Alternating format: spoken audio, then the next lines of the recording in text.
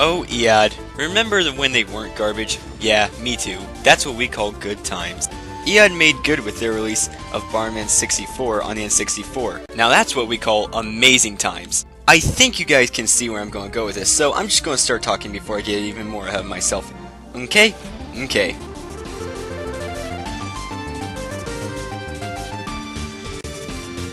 The story starts off on a peaceful-looking planet, with gardens, rivers, and residential buildings around.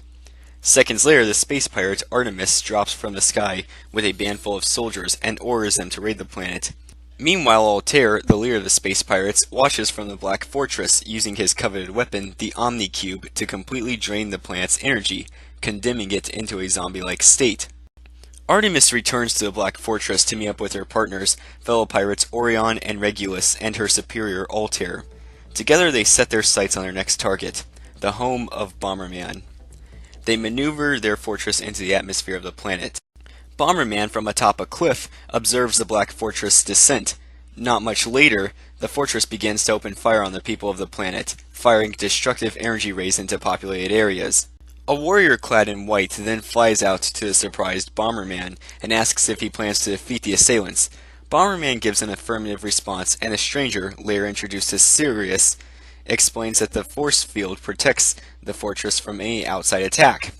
Sirius goes on to say that this force field can be deactivated by destroying the 4 anchors attached to the fortress: the Green Garden, a ruin-filled world; Blue Resort, a forest surrounded by water; Red Mountain, a large volcano fraught with danger; and White Glacier, a large snowy mountain covered in ice. Once inside the fortress, they must find and destroy Altair.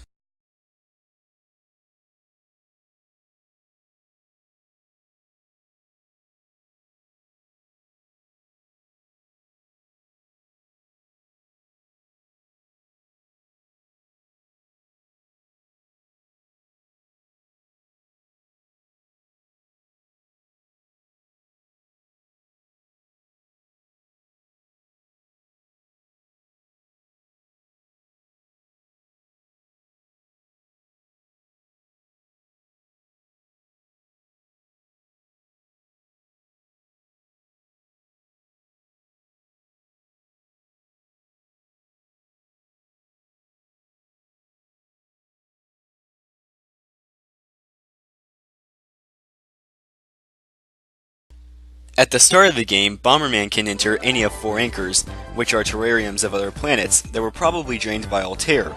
The starting worlds are Green Garden, Blue Resort, Red Mountain, and White Glacier.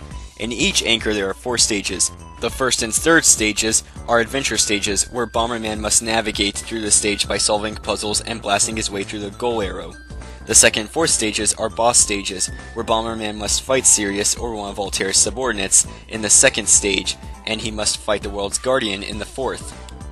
In every stage there are 5 gold cards to collect, 100 total. Once all gold cards have been collected, the player can unlock the secret world, Rainbow Palace. After all the gold cards have been collected from there, an additional 20, making a grand total of 120 gold cards, the player unlocks more courses in multiplayer mode, plus the full power cheat option.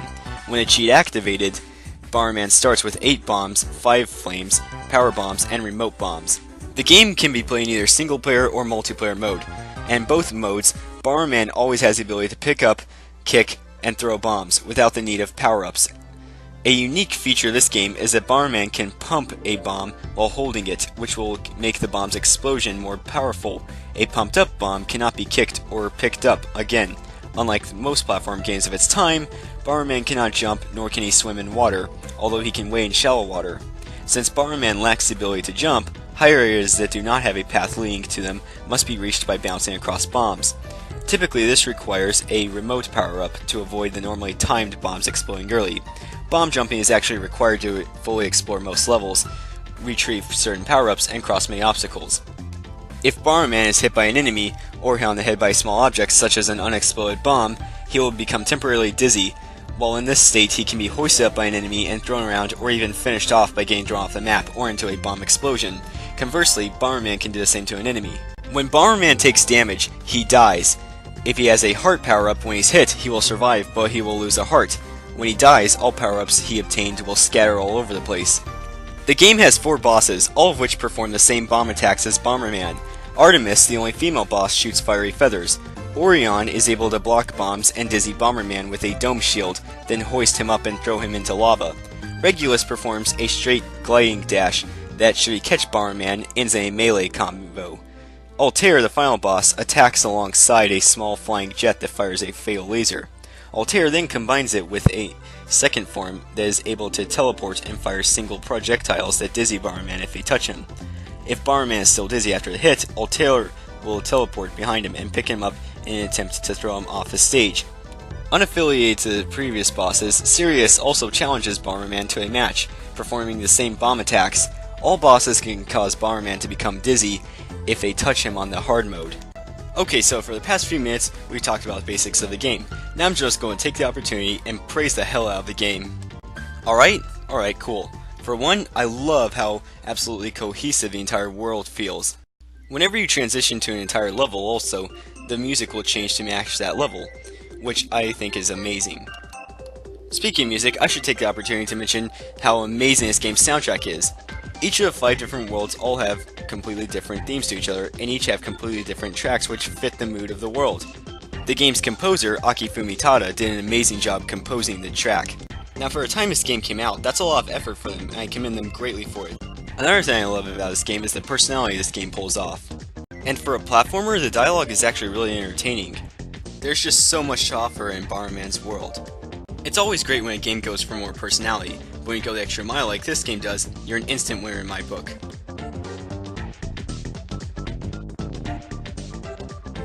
Now before people give me crap and call me a blatant fanboy, I do want to mention there are some faults with this game that I found irritating. For one, when you die, the game keeps track of how many cards you've collected, but not how many you've collected in the level. Which means, if you die, you have to collect all of them again. Which means you basically have to go through all in one sitting to collect all in the level.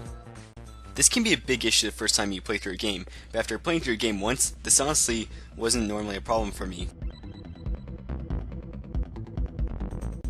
Another annoying thing to point out is that once you play through a game, you can't really play through again because all the cards disappear. This wasn't really a problem for me, but it annoyed a lot of other people, so I might as well just point it out. It's not a problem for me because I've played through a game so many times, I've never really had the desire to play through a single part of the game. I can just play through it all in a single sitting at this moment. And then, and you guys knew I would bring it up at one point, stop and swap.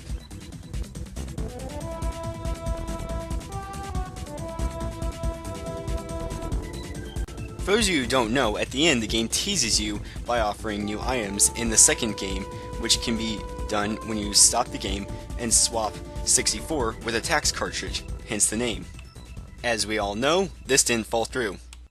Olden 64 models could hold memory cartridge for up to 10 seconds, but newer models could only hold them for up to 1 second, and that's why it never came into fruition.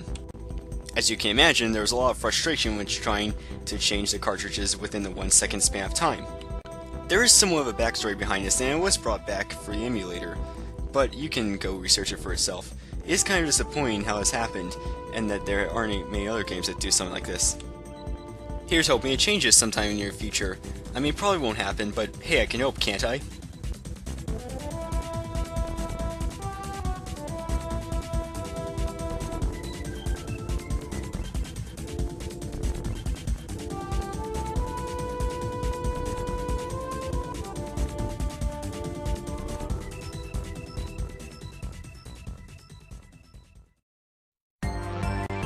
So if you couldn't tell by how much I just praised the game, yeah, I absolutely love Bomberman 64.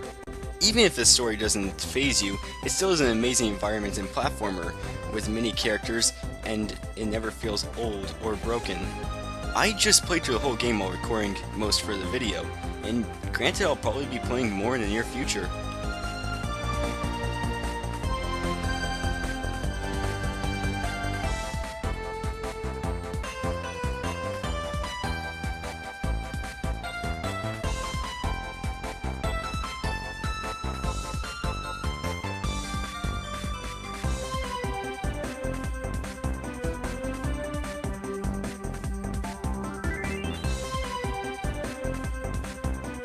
So I really can't give Bomberman 64 anything other than 5 out of 5 stars.